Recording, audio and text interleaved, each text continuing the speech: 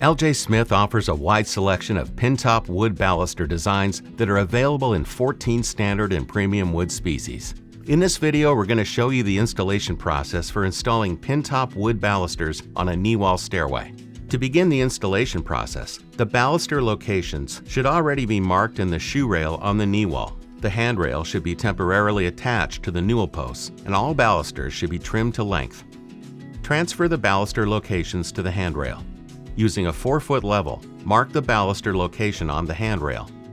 Remove the handrail from the stair and drill an appropriate diameter hole 1 inch deep at each baluster location on the handrail bottom. Permanently attach the handrail to the newel posts. Insert the baluster pin top into the hole and swing the bottom into position in the shoe rail. Secure the baluster top to the handrail and bottom to the shoe rail using finish nails.